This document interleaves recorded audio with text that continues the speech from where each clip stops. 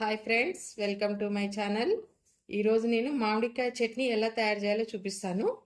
అందుకు కావాల్సిన పదార్థాలు: మామిడికాయలు 2 మామిడికాయలు నేను కట్ చేసి పెట్టుకున్నానండి. అలాగే కారం పొడి, ఉప్పు, నువ్వుల పొడి, పసుపు, మనకు పోపు దినుసులు ఇవన్నీ. ఇప్పుడు మనం మామిడికాయ చట్నీ ఎలా తయారు చేయాలో చూద్దాం.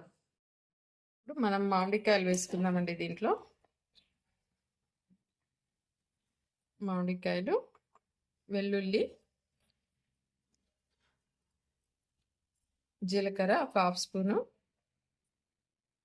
పసుపు,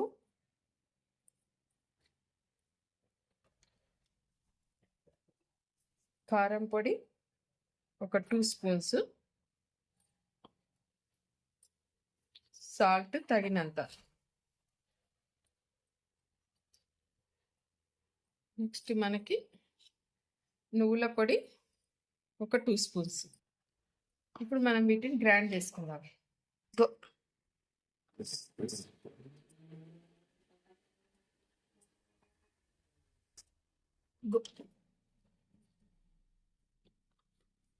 మనకి కొంచెం దీంట్లో మనం కొంచెం బెల్లం వేద్దామండి. బెల్లము ఒక 2 స్పూన్స్ వేద్దాము. బెల్లం కానీ చక్కెర కానీ వేసుకోవచ్చు. బెల్లం వేస్తున్నాను నేను. మళ్ళీ ఒక్కసారి తిప్పుదాం.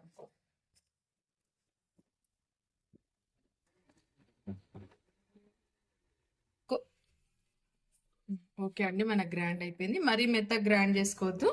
మనకి ఇలా కచ్చపచ్చగా ఉండేటట్టుగా గ్రైండ్ చేసుకోవాలి. అప్పుడే టేస్ట్ ఉంటుందండి. మామిడికాయ చట్నీ చాలా టేస్ట్గా ఉంటుంది. ఇప్పుడు మనం దీన్ని పోపు పెట్టేసుకుందాం అండి. స్టవ్ ఆన్ చేసి గిన్నె పెట్టుకుందామండి. గిన్నె పెట్టేసుకొని